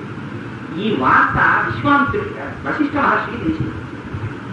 ఎంత దుర్మార్గుడివిరా, విప్రపత్నిని అపహరించడమే కాకుండా, విప్రకన్యను అపహరించడం కాకుండా, నువ్వు ఇవాళ ఒక మహర్షి యొక్క తేరువైనటువంటి ఒక గోవుని సంహరించావా? దీనికి గాను ఈనాటి నుంచి నీ శరీరంలో 3 మేకులు దిగబడతాయి. శంకులు అంటే మేకులు, 3 పెద్ద పెద్ద మేకులు దిగుతాయి శరీరంలో. దిగి పిశాచ రూపాన్ని పొంది త్రిశంకుడనేటటువంటి పేరుతో అరణ్యంలో తిరుగుతామని చెప్పించాడు. శ్వపచుడి కన్నా హీనమైన జన్మలో పెడిపారని. వెళ్ళిపోతే అందుకని త్రిశంకుడు అంటే చెయ్యకూడనటువంటి 3 ఘోరమైనటువంటి పాపములను చేసినవాడు. ఒకటి, కన్న తండ్రి ఎంత పాపం చేయకపోతే నువ్వు రాజ్యంలో ఉండద్దు, శ్వపచులతో కలిసి తిరుగు అన్న ఆజ్ఞ వేస్తాడు. అందుచేత తండ్రి చేత విడువబడినవాడు, అది ఒకటి. 2, గోహత్య కన్నా భయంకరమైనటువంటి పాపం ఇంకొకటి లేదు, ఆ గోహత్య చేసిన వాడు. 3, గురువు చేత శపింపబడినవాడు. ఇంకా గురువు చేత శపింపబడిన వాడిని రక్షించేవాడు కాదు. బ్రహ్మస్థానే కృతం పాపం విష్ణుస్థానే విముచ్యతి, విష్ణుస్థానే కృతం పాపం శివస్థానే విముచ్యతి, శివస్థానే కృతం పాపం గురుస్థానే విముచ్యతి. తర్వాత లేదు. బ్రహ్మగారి దగ్గర తెలియక ఏదైనా పొరపాటు చేస్తే శ్రీ మహావిష్ణువు యొక్క పాదములు పట్టుకుంటే పోతుంది. తెలియక శ్రీ మహావిష్ణువు యొక్క సన్నిధానంలో పొరపాటు చేస్తే పరమశివుడి యొక్క పాదములు పట్టుకుంటే పోతుంది. పరమశివుడి యొక్క సన్నిధానంలో తెలియక పొరపాటు చేస్తే గురువు గారి పాదములు పట్టుకుంటే పోతుంది. కానీ ఇంకా తరువాత చెప్పలేదు. అంటే నోటితో కూడా గురువుకి అపకారం చేస్తే అన్న మాట అనకు. అంత భయంకరమైన పాపాన్ని చేసి గురువు యొక్క శాపమును పొందినవాడు. అందుచేత ఆయన త్రిశంకుడయ్యాడు. త్రిశంకుడై తిరుగుతున్నాడు. తిరిగాడు. చాలా కాలం తిరిగి ఇంకా తిరగలేక ఒక చోట కూర్చుని నాకు ఈ జన్మ ఎందుకని చాలా నిరుత్సాహపడిపోయిన సమయంలో అక్కడ ఆశ్రమంలో ఉన్నటువంటి ఒక మునిబాలకుడు అమ్మవారికి సంబంధించినటువంటి బీజాక్షరాన్ని ఉపదేశం చేశాడు. ఎలాగో ఆయనకి ఏమీ కార్యక్రమం లేదు కాబట్టి కూర్చుని అదే బీజాక్షరాన్ని కొన్ని కోట్ల పర్యాయములు తపస్సు చేశాడు. అంటే అమ్మవారు పరాంబిక ప్రత్యక్షమై నీకు నేను అనుగ్రహిస్తున్నాను, నీకు వశిష్ఠ మహర్షి చేత తీయబడినటువంటి శాపం నుంచి నువ్వు విముక్తులవుతున్నావు, నువ్వు చేసినటువంటి పాపములన్నీ పరిహరింపబడ్డాయి. పరమేశ్వరుడు తలుచుకుంటే హత్య చేసిన వాడికి మనమెన్నుకున్న రాష్ట్రపతి క్షమాభిక్ష పెట్టే అధికారం ఉంటే, ఎన్ని పాపములు చేసిన వాడికైనా క్షమాభిక్ష అయితే పెట్టే అధికారం పరమేశ్వరుడికి ఉండదంటే. అందుకని ఆ జగదంబిక ఆవిడ ఆయన పాపములను తొలగించింది. తొలగించి నువ్వు రాజ్యాధికారములు చేపట్టాలి. ఈ వార్త తెలిసింది. తపస్సు చేసుకుంటున్నటువంటి సత్యవ్రతుని యొక్క తండ్రి గారు తెలిసి గబగబా వెనక్కి తిరిగి వచ్చాడు. వచ్చి చాలు తన దగ్గర ఉండేటటువంటి సేవకుల్ని పంపించాడు, కుమారుణ్ణి రప్పించాడు, కౌగలించుకున్నాడు. ఆ పెరిగిపోయినటువంటి జుట్టుని వాటిని తీయించాడు. తీయించి తన దగ్గర కూర్చోబెట్టుకున్నాడు. కూర్చోబెట్టుకుని మళ్ళీ పట్టాభిషేకం చేశాడు. పట్టాభిషేకము చేసిన తరువాత కొంతకాలమునకు పాపం ఎంతో ధర్మాన్ని ప్రబోధించాడు. నాయన చాలా జాగ్రత్తగా ఉండు, ఇప్పటికైనా నువ్వు విప్రుల పట్ల, గురువుల పట్ల, గోవు పట్ల, బ్రాహ్మణుల పట్ల చాలా జాగ్రత్తగా ప్రవర్తించు అని ఇన్ని నీతులు చెప్పి ఆయన వానప్రస్థానికి వెళ్ళిపోయారు. వెళ్ళిపోయిన తరువాత ఈ త్రిశంకుడు ఒకనాడు ఒక కోరిక కలిగింది. ఈయనకు ఒక కుమారుడు పుట్టాడు. ఆయన పేరే సత్యహరిశ్చంద్రుడు. ఆ సత్యహరిశ్చంద్రుడికి యవరాజ్య పట్టాభిషేకం చేయవలసిన వయస్సు వచ్చేసింది. వయస్సు వచ్చిన తరువాత ఆ కుర్రవాడు ఎలాగో తిరిగి పెద్దవాడయ్యాడు కాబట్టి నేను వృద్ధుండవుతున్నాను కాబట్టి సశరీరంగా స్వర్గాన్ని పొందాలని కోరుకుంటుంది. పుట్టి తన గురువు అయినటువంటి వశిష్ఠ మహర్షి దగ్గరికి వెళ్ళాడు. ఆ వంశానికి రామపురోహితుడు ఆయనే కదండి. అది ఆయన దగ్గరికి వెళ్ళి, గురువు గారు మీరు నన్ను ఎలా అయినా సరే ఏమి యాగం ఉందో చెప్పండి, ఆ యాగమో యజ్ఞమో హోమమో క్రతువో అది చేస్తాను, నన్ను మాత్రం ఈ శరీరంతో స్వర్గానికి పంపించండి. అక్కడ దేవకాంతాలను అనుభవించాలని, అక్కడ ఉండేటటువంటి సంగీతాన్ని వినాలని, ఇంద్రుడితో కలిసి తిరగాలని నాకు కోరిక. అందుకని నన్ను ఇలా ఈ శరీరంతో స్వర్గానికి పంపండి అన్నాడు. అంటే వశిష్ఠ మహర్షి అన్నారు, అలా కుదరదయ్యా, వేదం అంగీకరించదు, అటువంటి హోమం లేదు. ఎంత గొప్ప శరీరములు పొందిన వాడైనా ఈ శరీరాన్ని విడిచిపెట్టి ఊర్ధ్వలోకాన్ని పొందాలి. అందుకని నువ్వు మరిన్ని యాగాలు చేయి, మరిన్ని యజ్ఞాలు చేయి, మరణానంతరం స్వర్గాన్ని పొందుతావు అన్నాడు. గురువు చెప్పినటువంటి మాటని తిరస్కరించాడు. అంతటి మహానుభావుడు, గాయత్రి జపనిష్ఠుడు, వశిష్ఠ మహర్షి యొక్క శక్తి ఆయన చేసినటువంటి గాయత్రి మంత్రం. అందుకని అంతటి మహానుభావుని పట్టుకుని అనవాని మాట పట్టనే. ఏమి మాట అన్నాడంటే చూడండి, ఆ త్రిశంకుడు అంటాడు, నత్వం యజాయసే బ్రహ్మన్ గర్వా దేశాక్షమాం అన్యం పురోహితం కృత్వా యచ్చేహాం శిరం సంపదాం. నువ్వు కానీ అంగీకరించకపోతే, నీకు చేత కాకపోతే నన్ను సశరీరంగా స్వర్గానికి పంపించడం చెప్పు, నేను ఇంకో పురోహితుడిని తెచ్చి పెట్టుకుంటాను, నేను తీసేస్తానికి పోస్ట్ వచ్చాను. ఎంత మాట అన్నావా, నీకు గురువులంటే అంత తేలిగ్గా కనపడుతోంది. ఇంకొకరిని తెచ్చి పెట్టుకుని నన్ను తీసేసేటంతటి అసమర్థుడనేది నీ కంటికి, నువ్వు ఈ మాట అన్నావు కాబట్టి నువ్వు మళ్ళీ స్వపచులతో కలిసి తిరిగేటటువంటి భయంకరమైన స్వరూపమును పొందెదవుగాక అని మళ్ళీ శపించాడు. శపించేసరికి అప్పటి వరకు పెట్టుకున్నటువంటి సువర్ణమయమైనటువంటి కుండలములు రాతి కుండలములు అయిపోయాయి. ఒంటికి పూసుకున్నటువంటి చందనం అది కాస్త పూడిదైపోయింది. కట్టుకున్న పట్టుబుట్టం నల్లటి జంతు చర్మం అయిపోయి దగ్గర ఉన్నటువంటి సేవకుడికి తండ్రి గారి కోసం అని పంపించాడు. నేను ఇక తిరిగి రాను, నాకు చాలా పరివేదన కలిగింది. నా కుమారుడైనటువంటి హరిశ్చంద్రుడికి యవరాజ్య పట్టాభిషేకం చెయ్యండి అని చెప్పి తిరిగి వెళ్ళి అరణ్యములలో తిరుగుతున్నాడు. కానీ నేను మరణించాను, ఆత్మహత్య చేసుకోను. వశిష్ఠుడు నా జీవితాన్ని అంతటిని శాసించాడు. మొదటి నుంచి వశిష్ఠుడు చెయ్యలేని పని వేరొకరితో చేయించాలి అని ప్రతిజ్ఞ చేశాడు. ఇది గురువు గారి మీద కక్ష, గురువు గారి మీద కక్షతో చేసేది ఏంటి అని కక్ష పెట్టుకుని అరణ్యంలో తిరుగుతున్నాడు. తిరుగుతూ ఉండగా సరే 12 సంవత్సరములు అయిన తర్వాత విశ్వామిత్ర మహర్షి తిరిగి వచ్చాడు. ఈ కూతురి తీసేయకూడదండి. ఆ విశ్వామిత్ర మహర్షి తిరిగి వచ్చిన తరువాత పర్వశాల దగ్గరికి భార్య అడిగింది, మహానుభావ 12 సంవత్సరములు విశేషమైన క్షామం వచ్చింది, నువ్వు తపస్సుకని వెళ్ళిపోయావు, నేను నా బిడ్డలు ఆహారం లేక ఎంతో క్లేశాన్ని అనుభవించాం. చిట్ట చివరికి సత్యవ్రతుడు అనేటటువంటి రాజకుమారుడు నా కోసం ప్రతిరోజు మాంసాన్ని తెచ్చి చెట్టుకు కట్టాడు. పాపం మాకు ఒక రోజున మాంసం దొరకకపోతే మా కోసం అని వశిష్ఠ మహర్షి గోవుని సంహరించి తెచ్చాడు. దానివల్ల శాప ఫలితాన్ని పొందాడు. నీకు అనుగ్రహిస్తే, నువ్వు అనుగ్రహించి ఆయన పట్ల కారుణ్యం చూపగలిగితే నీ తపశ్శక్తితో ఆయనకి ఏదైనా ఉపకారం చేయవలసిందే అడిగింది. అయితే విశ్వామిత్రుడు అన్నాడు, నాకు తెలుసు ఎంత కష్టపడ్డావో, అంత తపస్సు చేసేటటువంటి ఆ రోజులలో ఒకనాడు నాకు విశేషమైన ఆకలి వేసింది. అసలు శరీరం ఉంటే కదా తపస్సు, అందుకని ఎలాగో అలా శరీరం నిలబెట్టుకోవడం కోసమని ఆ ఊళ్ళన్నింటినీ తిరిగాను. అన్ని చోట్ల ప్రజలు శవములై పడిపోయారు. చిట్ట చివరికి ఒక నిషాదుడి చాకలోకి చేరాను. ఆ నిషాదుడు నిద్రపోతున్నాడు. నిద్రపోయి ఉండగా ఆ ఇంటి తలుపు తెరుచుకుని మెల్లగా ఇంటిలోకి చొరపడి పొయ్యి మీద ఉన్నటువంటి గిన్నె మూత తీసి చూశాను. చూస్తే అందులో వండినటువంటి కుక్క మాంసం ఉంది. అది కుక్క మాంసం అని నాకు తెలుసు. కానీ ఎల్లాగో అలా ఆహారం తినకపోతే ఉండలేక ఆ కుక్క మాంసపు ముక్క ఒకటి తీసి నోటిలో పెట్టుకోబోతుండగా అక్కడ పడుకున్నటువంటి వాడు నిద్ర లేచి, అరే రే ఎంత పని చేశావయ్యా నువ్వు, ఆ వండబడినది కుక్క మాంసం, నువ్వు ద్విజుడి మహర్షివి, అటువంటి వాడిని ఇవాళ కుక్క మాంసం తినడానికి సిద్ధపడ్డావా, దీనివల్ల నీ 7 తరముల వారు పరిచులైపోతారు, ఎంత పని చేశావని అడిగాడు. అడిగితే ఈ పాపము నాది కాదు, ఈ లోపము నాది కాదు, ఇంతకాలం తిరిగినా తినడానికి ఒక్క ఆహారం దొరకలేదు, ఇటువంటి దుర్భరమైన పరిస్థితుల్లో శరీరం నిలబెట్టుకోవడం అన్నది ధర్మములలోకెల్లా ధర్మము కనుక కుక్క మాంసమైనా తినడానికి వచ్చాను. అసలు ఎక్కడా ఒక కాయ కాని ఒక పండు కాని పండడానికి అవకాశము లేకుండా మొత్తము దేశమంతటా క్షామం ఏర్పడేందుకు హేతువై వర్షము పడకుండా చేసేటువంటి వాడు ఎవరున్నాడో వాడిది పాపం అన్న విశ్వామిత్రుడు అనేసరికి 7 తొండము వంటి ధారలతో వర్షం పడింది. ఆ వర్షం పడగానే నేను ఆ పాటలోంచి బయటికి వచ్చాను. అందుకని నీ బాధ నేను అర్థం చేసుకున్నాను. ఇంతకాలం నిన్ను పోషించినటువంటి ఆ రాజకుమారుడు ఎక్కడున్నాడో వెతికి నేను ఆయనకు ఉపకారం చేస్తానని కలుగుతేరాడు. మార్గ మధ్యంలో ఈయన కనపడ్డాడు త్రిశంకుడు. కనపడితే కౌగిలించుకుని నీకు ఉపకారం చెయ్యడానికి వస్తున్నాను, ఏమీ కావాలన్నాడు. ఆయన ఏం చెప్పాడంటే, శరీరంతో స్వర్గానికి వెళదాం అనుకున్నాను కానీ వెళ్ళడానికి వీలు లేదని వశిష్ఠుడు అన్నాడు. ఇక కోరిక చెప్పక్కర్లా విశ్వామిత్రుడికి.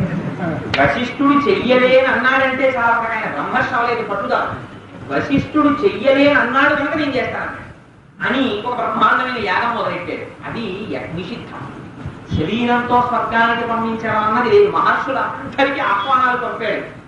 ఎవరు ఎన్నడూ చెయ్యనటువంటి ఒక యజ్ఞం చేస్తున్నారు, మీరందరూ రండి అన్నాడు. అంటే వాళ్ళు ఇటువంటి యజ్ఞం చెయ్యకూడదు రా, దీన్ని విశ్వామిత్రుడైతే మాత్రం దీన్ని చెయ్యడం ఏమిటి, నేను రామన్నారు.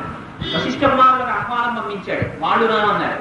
మోహం వచ్చి వశిష్ఠుని కుమారులు అందరూ నరమాంసము తినేటటువంటి రాక్షసులై సంచరించదరు బాగా అని చెప్పించాడు.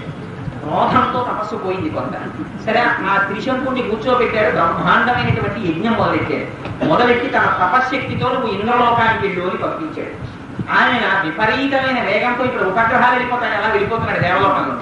వెళ్ళిపోతుంటే అక్కడ ఉన్నటువంటి భటులు చూసి వీడెవరు ఇలా వచ్చేస్తున్నాడు శరీరంతో ఇంద్రలోకానికి, రూల్స్ పర్మిట్ చేయవు కదా అని ఇంద్రుడికి వెళ్ళి చెప్పారు. మహాప్రభు మీరు ఏమైనా ఎగ్జామ్షన్ ఇచ్చారా, ఎవరో వచ్చేస్తున్నాడు ఉద్భవకానికి. అదే వాడు ఎలా వస్తాడని ఇంద్రుడు గబగబా వచ్చి కిందకి చూశాడు, వచ్చేస్తున్నాడు త్రిశంకుడు. పైగా ఉన్నది వశిష్ఠ మహర్షి యొక్క శాపాన్ని పొందుతున్నటువంటి శరీరంతో ఉన్నాడు. ఇలా రావడానికి వీల్లేదని ఆయన అన్నాడు, తిరిగి వెళ్ళిపో అని శాసనాలు చేశాడు. మళ్ళీ తిరగబడిపోయి కిందకు వచ్చేస్తున్నాడు తల కింద పెట్టి. వచ్చేస్తుంటే విశ్వామిత్రుడు చూశాడు, అమ్మాయి వెళ్ళిపోయాడు కదా దొంగలను అని చక్కబెట్టుకుని వేస్తున్నాడు.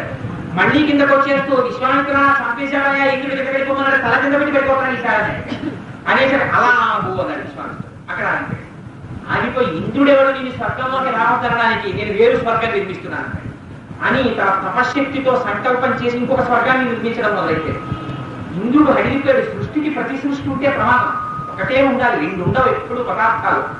వేరొక స్వర్గం ఎలా నిర్మింపబడుతుంది అని ఇంద్రుడు గబగబా వచ్చాడు. వచ్చి మహానుభావాలు బ్రహ్మవేత్తవి ఆగ్రహించకు, నీ తపశ్శక్తి అంతా పెట్టి మళ్ళీ స్వర్గాన్ని నిర్మించడం ఏమిటంటే అయితే వీడికి స్వర్గంలో స్థానం కల్పించాలి.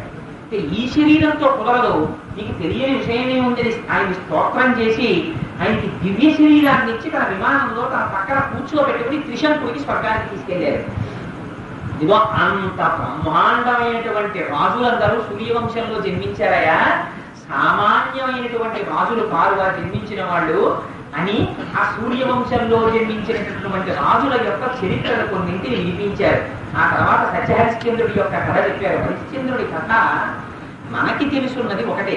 మనం పురాణ హరిశ్చంద్ర అని సత్యము కోసమని ఆయన ఎంత క్లేశపడ్డారో మనకు ఒకటి తెలుసు. కానీ విశ్వనాథ సత్యనారాయణ గారు 2 కింద రాశారు. వేద హరిశ్చంద్ర, సత్య హరిశ్చంద్ర అని, పురాణ హరిశ్చంద్ర అని 2 కింద పుస్తకం రాశారు ఆయన. అదే దేవీభాగవతంలో కూడా ఉంటుంది. వేదములలో ఉన్న హరిశ్చంద్రుడు తన కుమారుడిని కోసమని వరుణుడికి యజ్ఞంలో బలిగా ఇస్తానన్న కుమారుడిని ఇవ్వకుండా తప్పించుకు తిరిగాడు కొంతకాలం. ఆ కథని, సత్యము కోసమని తాను కట్టుబడిన కథని, ఆ 2 విశేషాలని కూడా ఆ వంశంలో పుట్టినటువంటి వాడి చరిత్రగా విజ్ఞాపన చేశారు. హరిశ్చంద్రుడి కథ మీ అందరికీ తెలుసున్నటువంటి కథే కదా అని దాన్ని విడిచిపెట్టాను. లేకపోతే కొన్ని ఇతర విషయాలను స్పృశించే అవకాశం ఉంటుంది. అది దాటిన తరువాత ఎన్ని విన్నా అమ్మవారి యొక్క లీలలు ఆశ్చర్యకరంగా ఉండి నాకు ఇంకా చెప్పవలసింది అని అడిగాడు జనమేజయుడు. అడిగితే దక్ష ప్రజాపతి అమ్మవారిని తన కుమార్తెగా జన్మించమని అడిగారు. అయితే అమ్మవారు కటాక్షించి, నేను దాక్షాయణి అనే పేరుతో నా అంశ ఒకటి నీ ఇంటిలో జన్మిస్తుంది, కానీ ఎన్నడు నువ్వు పరమశివుడి పట్ల దురాగ్రహంతో ప్రవర్తిస్తావో ఆనాడు నేను నిన్ను విడిచిపెట్టి వెళ్ళిపోతానవా, ప్రవర్తించకూడదని చెప్పింది. సరేనన్నాడు. దక్ష ప్రజాపతి ఇంట్లో అమ్మవారు పుట్టింది, దాక్షాయణి అని పిలువబడింది. దేవదుందుగులు మెరిసేయి, దేవతలు సంతోషించారు, అప్సరసలు గానం చేశారు, తల్లి జన్మించిందని అందరూ ఆనందించారు. కానీ ఆ సమయంలో ఒక విచిత్రమైనటువంటి విషయం జరిగింది. దుర్వాసో మహర్షి బయలుదేరి ఆనాడు జంబుకేశ్వర నదీ తీర్థంలో ఉన్నటువంటి ఆ జంబు నదీ తీర్థంలో ఉన్నటువంటి అమ్మవారిని దర్శనం చేయడానికి వెళ్ళారు. విడితే ఆ అమ్మవారు సింహాసనం మీద కూర్చుంది, ఎర్రని పట్టుపుట్ట కట్టుకుంది, వజ్రవైఢూర్య సంబంధితమైనటువంటి కిరీటము, ఎర్రని అధరము, ఆ తల్లి పక్కన కూర్చుని చిలుకలు గానం చేస్తున్నాయి. అటువంటి తల్లిని దర్శనం చేస్తే ఆయన మహర్షి కనుక ఆ తల్లి ఎంతో సంతోషించి తన మెడలో ఉన్నటువంటి పుష్పమాల తీసి దుర్వాస మహర్షికి ఇచ్చింది. అమ్మవారి ప్రసాదము కనుక దాన్ని తీసి కన్నులకు అద్దుకుని శిరస్సును ధరించి దుర్వాస మహర్షి వస్తున్నారు. ఆ పువ్వులలోంచి మకరందం కారిపోతుంది. ఆ మకరందం కోసమని ఆ పుష్పమాలిక చుట్టూ కొన్ని వేల తుమ్మెదలు ఝంకారం చేయడం తిరుగుతున్నాయి. అది మాలవి పుష్పమాల. అమ్మవారి మెడలో వేసుకు తీసిందేమో దానికి సహజమైన సుగంధం కలిగింది. శంకర భగవత్పాదులు సౌందర్యలహరిలో వర్ణిస్తారు. గుణోతుభ్రాంతం తులిక దైదేందీ గరవనం ఘనం స్నిగ్ధం శ్లక్షణం చిగుర నిగురంబం తపసివే అని అమ్మవారికి యదీయం సౌరభ్యం సహజ ఉపలబ్ధం సుమనసో అంటారు. అమ్మవారి శిరోజములకు ఉండేటటువంటి సువాసన సహజంగా ఉంటుంది. ఆవిడ క్యాస్ట్రాయిల్ రాసుకోవడం లేకపోతే తనకేదో మంచి షాంపూ వాడటం ఇలాంటివి చెయ్యక్కర్లేదు. అది ఎంత దివ్యమైనటువంటి సుగంధం అంటే అమ్మవారి శిరోజములకు ఉన్నటువంటి సుగంధాన్ని తాము ఆహ్వానించడం కోసం దేవలోకంలో ఉండేటటువంటి పారిజాత వృక్షానికి పూసినటువంటి పుష్పాలు ఎదురు చూస్తాయిట. మమ్మల్ని కోసుకుని అమ్మవారు తన తలలో పెట్టుకుంటే బాగుండు, ఆ సువాసన మాకవుతుంది. అటువంటి తల్లి మెడలో వేసుకున్నటువంటి పుష్పమాల ఆ మాల, ఆ పుష్పములలో నుంచి ఆ మకరందము కారిపోతోంది. దాని చుట్టూ తుమ్మెదలు తిరుగుతున్నాయి. అటువంటి మాల దుర్వాస మహర్షి తన శిరస్సును ధరించి వెడుతూ దక్ష ప్రజాపతి ఇంటికి వచ్చారు. ఏంటయ్యా నీ శిరస్సు మీద ఉన్న మాల, దాని చుట్టూ అన్ని తుమ్మెదలు తిరుగుతున్నాయి, దాంట్లోంచి మకరందం వస్తోంది, నువ్వు ఎక్కడో ఉండగానే అందులోంచి దివ్య పరిమళం వస్తోంది, ఏమిటా మాల అడిగారు. అడిగితే అది నాకు అమ్మవారు ప్రసాదించినటువంటి అనుగ్రహం, ఆ వరమాలని ఆవిడ ఇచ్చినటువంటి ఆ ప్రసాద మాలని తెచ్చుకుంటున్నాను అని చెప్పారు. చెప్తే దక్ష ప్రజాపతి ఉన్నవాడు ఊరుకోక నోరు తెరిచి అడిగాడు, ఆ మాల నాకు ఇస్తావా అన్నారు. అడిగితే చాలా బాగుందని ఆ మాల తీసి దక్ష ప్రజాపతికి ఇచ్చేశారు దుర్వాస మహర్షి. ఇచ్చి ఆయన దారిని ఆయన వెళ్ళిపోయారు. కానీ దక్ష ప్రజాపతి ఏం చేశారంటే దాన్ని తీసుకెళ్లి తన శయనాగారంలో ఆ పైన ఉన్నటువంటి ఒక కలశకి కట్టి అంటే పరమేశ్వరుడి కొనుక్కున ఉన్నటువంటి అగరత్తుల పెట్టెలో ఉన్న అగరత్తులు తీసి బెడ్రూమ్ లో పెట్టడం లాంటి.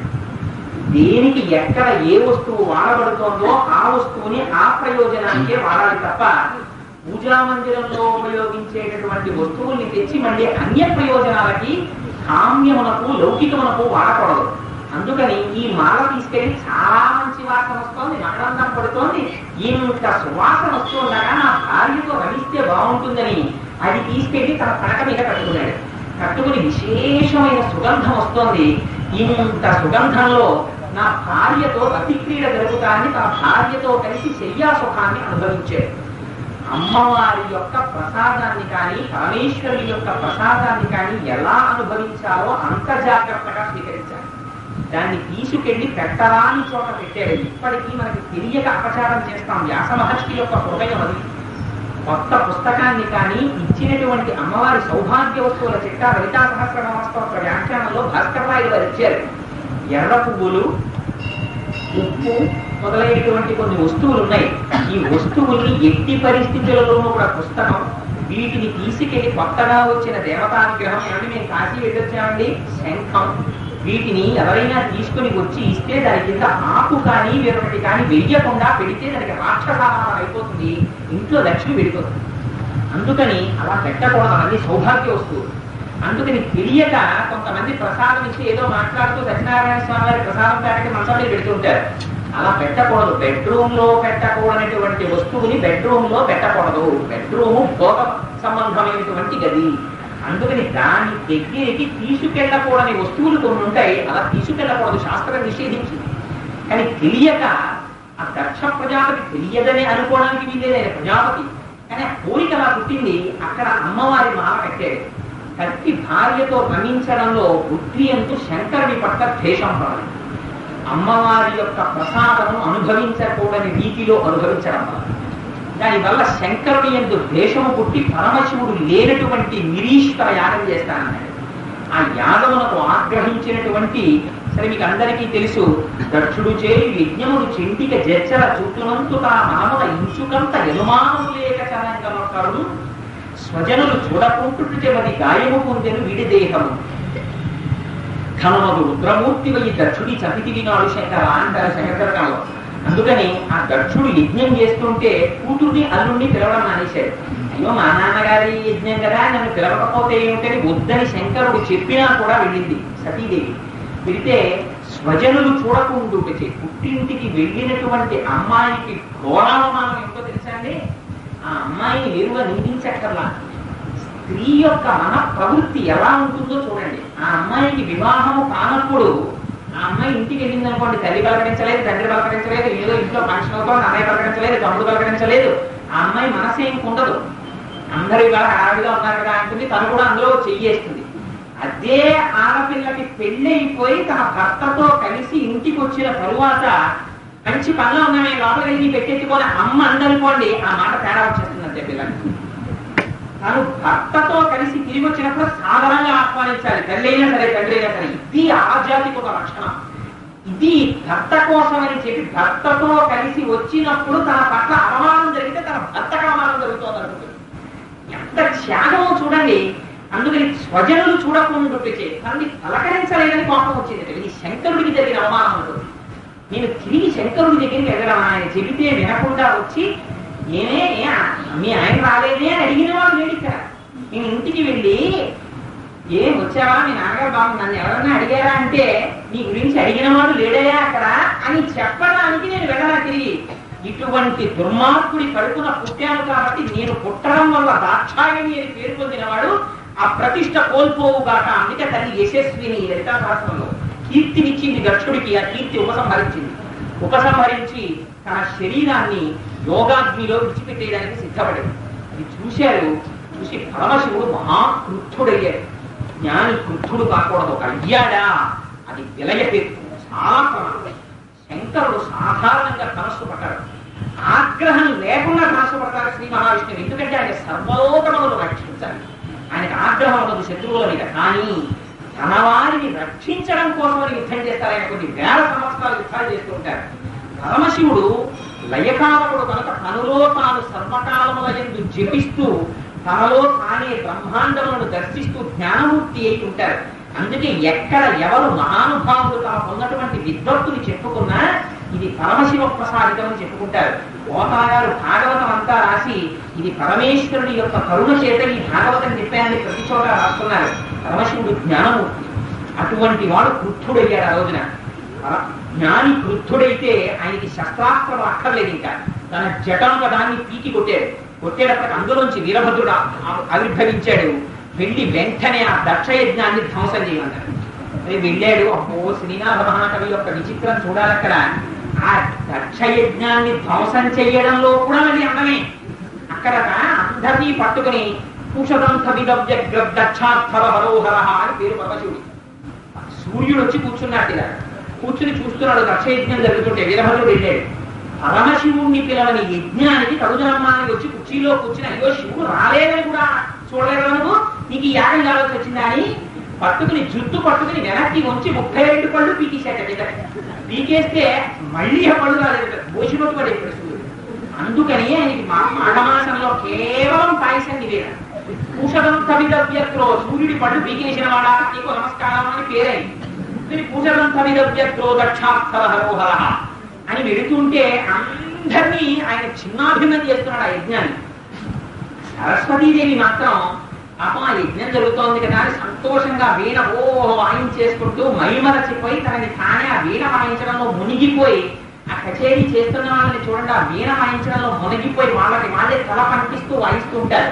అలా వాయిస్తోంది ఆవిడ. చూడలేదు, వీరభద్రుడు వచ్చి ధ్వంసం చేస్తున్నాడని. ఆయన దగ్గరికి వచ్చి చూశాడు, ఈవిడ చూడకుండా వీణ వాయిస్తోంది. సరస్వతీదేవిని కూడా అలా చేస్తే అసహ్యంగా ఉంటుంది. ఎంత క్రోధం ఉన్నా ఎక్కడ ఎలా చూపించాలో అలా చూపించాలి.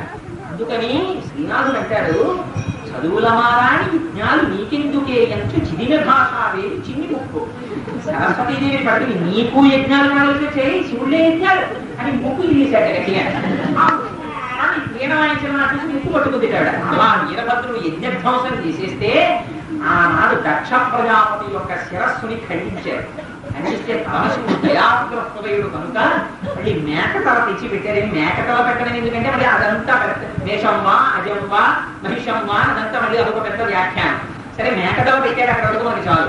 పెట్టి ఆ యజ్ఞాన్ని పూర్తి చేశారు. కానీ ఈలోగా సతీదేవి యోగాగ్నిలో దూకి తన శరీరాన్ని విడిచిపెడుతోంది. వృద్ధుడైన పరమశివుడు ఆ దారుణాన్ని తట్టుకోలేక ఆవిడ శరీరాన్ని తన భుజాల మీద వేసుకుని విపరీతమైన వేగంతో తిరుగుతున్నారు. ఆయన రయకాలకు నాని అంత క్రుద్ధుడయ్యాడా అని సమస్త జగత్తులు లయమైపోతాయి. అప్పుడు రక్షించవలసిన వారు శ్రీ మహావిష్ణువు ఒక్కరే రక్షించగలరు. ఇది శివకేశవులకు ఉండేటటువంటి తత్వం. అందుకని పరమశివుణ్ణి మళ్ళీ తన స్వస్వరూపంలో నిలబెట్టగలిగినటువంటి స్థితి కలిగిన వారు కాబట్టి ఆయన తన ధనస్సుని ఎక్కుపెట్టి ఆయన ఆ శరీరం ఉంటేనే అమ్మవారు ఉన్నట్ట, శరీరం కాదు అనుకున్నారు. అదిగో అలా పడినటువంటి 108 మొక్కలున్న చోట్ల 108 క్షేత్రాలు వచ్చాయి. వీటిని శక్తిపీఠాలు అంటారు. ఈ శక్తిపీఠాలలో అమ్మవారితో పాటుగా పరమశివుడు ఉంటాడు. ఇవి భరతఖండంలో అత్యంత శక్తివంతమైన క్షేత్రాలు. అందులో అన్నారు, ఈ 108 క్షేత్రములను దర్శించగలిగిన వాడు ఎవరైనా ఇందులో ఒక్కొక్క క్షేత్రంలో అమ్మవారి యొక్క ఒక్కొక్క స్వరూపాన్ని ఉపాసన చేసి రాక్షసులు జరామరణంలో అతీతులైతే కూర్చున్నారు. మన పిఠాపురంలో పక్కనున్న పిఠాపురాన్ని పురుహూతికాపురం అని పిలుస్తారు పురాణంలో.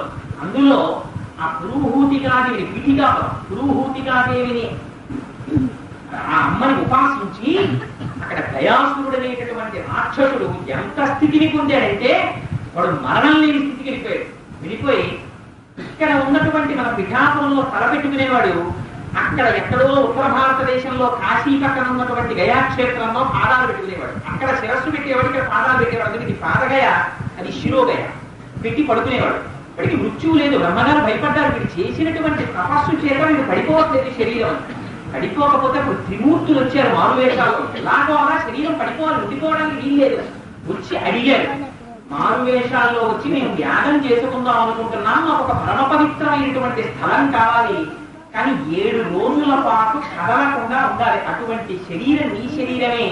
ఎందుకంటే సర్వకాలముల యందు ఆ అమ్మవారిని ఉపాసన చెయ్యడం చేత నీ శరీరము సుక్షేత్రం అయిపోయింది. దాని మీద పెట్టి మేము యజ్ఞం చేస్తాం, కానీ నువ్వు కదలకూడదు 7 రోజుల పాటు అన్నారు. దానికేముంది, అలాగే చేసుకోవాలి అనుకున్నాడు. పడుకున్నాడు. పడుకుంటే అక్కడ బ్రహ్మ విష్ణు మహేశ్వరుడు ఆయన కడుపు మీద యజ్ఞగుండాన్ని పెట్టి యజ్ఞం ప్రారంభించారు. 7 రోజులు కడుపు మీద యజ్ఞగుండం పెడితే ఎలా ఉంటుందండి ఎవరికైనా? అయినా కదలలేదు. ఆయనకున్న ఉపాసనా బలం చూడండి.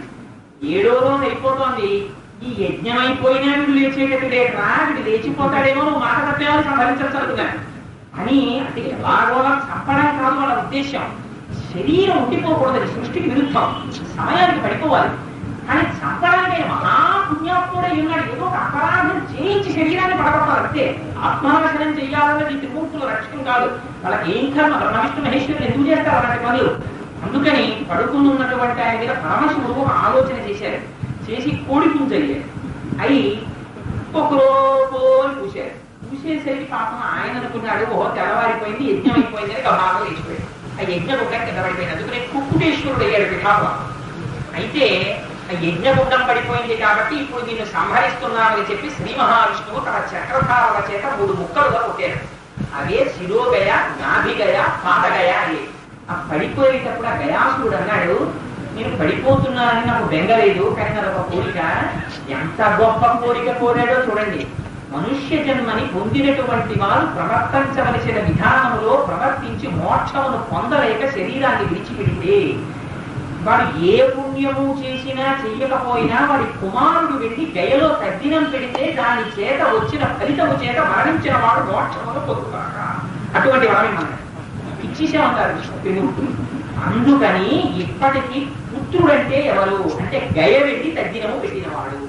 అందుకని గయ వెళ్ళి తద్దినం పెడతారు. శక్తి లేకపోతే తద్దినం పెట్టాక ఒక మంత్రం చెప్తారు, గయారాధనముతో ఇది సమానముగాక అని. కనీసం ఆ మంత్రం చెప్పించి పితృదేవతల్ని ఉద్ధరిస్తారు. గయలో ఇప్పటికీ ప్రాణం ఆ గయ పెడితే గయాయాం వాళ్ళు వెళ్ళిపోయారు కాబట్టి ఇంకా మోక్షానికి దాని పేరు గయ. అందుకని ఆ గయ దగ్గరికి వెడితే మీకు ఆశ్చర్యకరమైన విషయం ఏమిటంటే మిమ్మల్ని సేవించినటువంటి ఇంటిలోని నౌకర్ల పేర్లు ఏమైనా ఉందా చెప్పండి, నేను చెప్పేస్తా మోక్షం ఇచ్చినట్టంటారు. అది శ్రీ మహావిష్ణువు కూర్చున్నటువంటి పరమ పవిత్రమైన క్షేత్రం. అందుకని అక్కడ మోక్షం ఇస్తారు. ఆ పేర్లు చెప్పి అక్కడ తర్పణ విడిచిపెట్టేస్తే గయ వెళ్ళి కొడుకు, దాని చేత వాళ్ళు మోక్షాన్ని పొందుతారు. అటువంటి వరం కోరేడు మహానుభావుడు మన కోసం ఆయన రాక్షసుడైతేనేమండి ఆ స్థితిని పొందేడు. ఒక్క పీఠంలో అమ్మవారు ఉపాసన చేసి ఇంకా 108 పీఠాల్లో అమ్మవారి యొక్క శక్తి ఎంత అప్రమేయంగా ఉంటుందో చూడండి. ఇది అమ్మవారి వాత్సల్యం అంటే. తన శరీరము తెగి పడిపోయినప్పుడు కూడా క్షేత్రంలో తన బిడ్డల్ని కాపాడుతారు. ఇక్కడికి వస్తే చాలు నీకు ఫలితం ఇచ్చేస్తానండి. ఈ 108 క్షేత్రములకు వెళ్ళలేని వారు ఎక్కడ దేవీ భాగవతము చెప్పబడుతోందో అక్కడ ఈ 108 క్షేత్రముల పేర్లు విన్నా సమానమైనటువంటి ఫలితాన్ని ఇస్తానని రాశారు. అందుకని ఆ 108 క్షేత్రాల పేర్లు 107 వచ్చే గుర్తు ఎంతో రాలేదు, నేను ఎంత పట్టుకుంటే ఉంటుంది. అందుకని నిర్మోహమాతంగా ఆ 108 క్షేత్రముల పేర్లు తీసుకొచ్చాను. ఒక్కసారి చదువుతాను. నా యందు కృపతో మీరు భక్తి శ్రద్ధలతో క్షేత్రముల పేర్లు వినండి చాలు. అవి విన్నంత మాత్రం చేత 108 క్షేత్రములకు వెళ్ళి, అందులో ఇది శ్రావణ మాసం, విశేషించి ఇవాళ భానువారం జ్ఞాన సంబంధమైన సూర్యనారాయణ అవుతుంది. అందుకని అవి విన్నంత మాత్రం చేత అంత ఫలితం కలుగుతుంది. దేవీ భాగవతం నన్ను ఉద్ధరించి రైట్ వేస్తారంటే వేయమంటారు అందుకని ఒక్కసారి ఆ మనసరే కళ్ళజోడు వయసా అయిపోతోంది, కనపడదు, అల్లరి చెప్పాలని తాపత్రయం. అందుకని ఆ 108 క్షేత్రముల పేర్లు చదువుతానమ్మా, మీరు ఒక్కసారి శ్రద్ధగా విని. ఇంకో చూడండి, ఇక్కడ రాశారు ఇందులో వ్యాఖ్యానంలో అంటారు కదా అనుకోకండి. రేపటి రోజున చెప్తా బలరాంబికాదేవి వృత్తాంతం. అందుకు ఎందుకు తేడా వచ్చిందో తెలుస్తుంది. శ్రీశైలంలో మాధవి, భద్రేశ్వరంలో భద్ర, వరాహశైలం మీద జయ, కమలాలయంలో కమల, రుద్రకోటిలో రుద్రాణి, కాలంజర క్షేత్రంలో కాళి, శాలగ్రామంలో మహాదేవి, శివలింగ క్షేత్రంలో జలప్రియ, మహాలింగంలో కపిల, మాకోట క్షేత్రంలో ముకుటేశ్వరి, మాయాపురిలో కుమారి, సంతాన క్షేత్రంలో లలితాంబిక, గయాక్షేత్రంలో మంగళాదేవి, పురుషోత్తమపురంలో విమలాదేవి, సహస్రాక్షంలో ఉత్తరాక్షి, హిరణ్యాక్షకంలో మహోత్పల, విశాఖాక్షేత్రంలో అమోఘాక్షి, పుండ్రవర్ధనంలో పాడల, సుపార్శ్వంలో నారాయణి, త్రికూటంలో రుద్రసుందరి, విపుల క్షేత్రంలో విపులాదేవి, మలయాచలం మీద కళ్యాణి, సత్యాద్రి మీద ఏకవీర, హరిశ్చంద్ర క్షేత్రంలో చంద్రిక, రామతీర్థంలో రమణ, యములలో మృగావతి, కోటతీర్థంలో కోటవి, మాధవనంలో సుగంధ, గోదావరిలో త్రిసంఖ్య, గంగాతీరంలో రతిప్రియ, శివకుండంలో శుభానంద, దేవీతాటంకంలో నందినీదేవి, ద్వారవతిలో రుక్మిణి,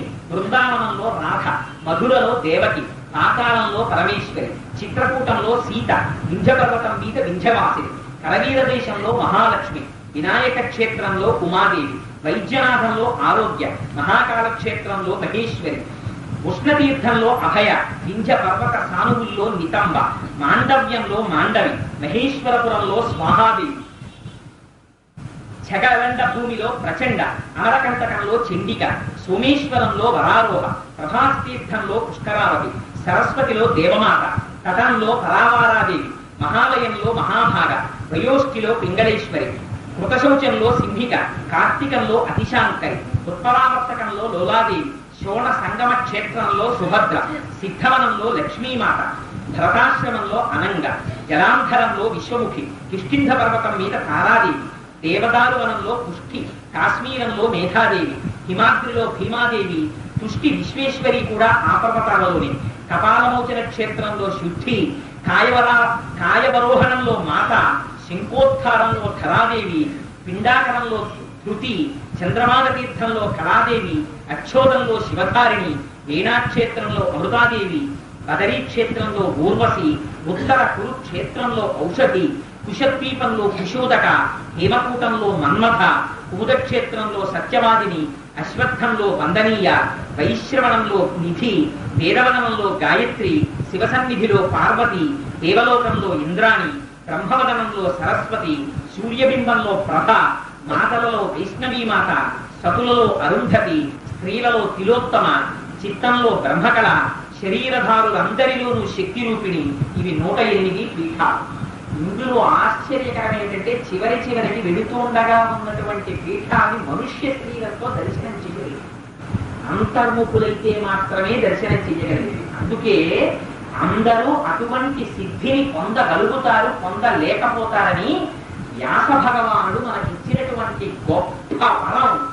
దేవీ భాగవతం చెప్పబడుతున్న చోట ఈ 108 పీఠాల పేర్లు వింటే చాలు 108 దర్శనం చేసినట్టుగా జరిగి ఆ పాపములన్నీ ధ్వంసమైపోతాయని మనకి చేశారు. చూడండి ఎంత అదృష్టమో మహర్షులు మన జాతికి. అందుకే